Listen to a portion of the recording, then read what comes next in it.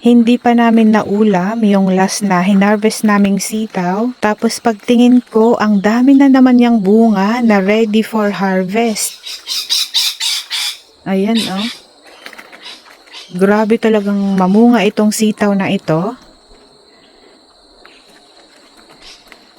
At ang kagandahan dito sa sitaw na ito, kahit na medyo magulang na siya, kagaya nito, masarap pa rin siya dahil yung beans niya malinamnam. Pwede siyang ihalo sa may sabaw at makakain mo rin yung kanyang pads, pati na rin yung kanyang beans sa loob. At yung ilalim ng aking trellis, medyo nako-cover up na niya. Marami pa doon sa harapan. At tingnan nyo, merong ligaw na tumubo na sili.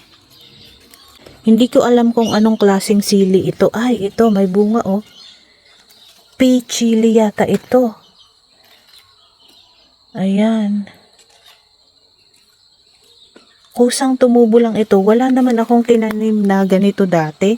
So, siguro yung mga ibon yung nagtanim niyan.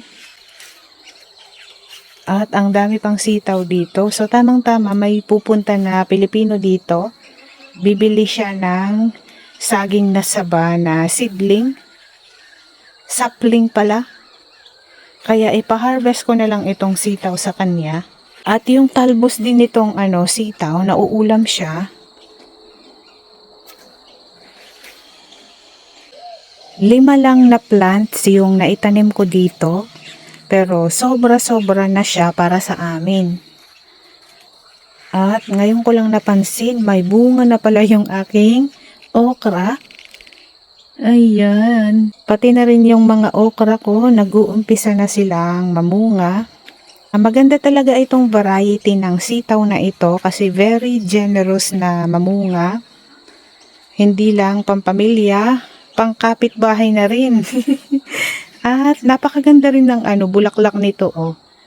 Kulay purple na parang may mata siya.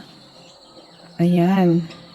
Very ornamental ng kanyang bulaklak.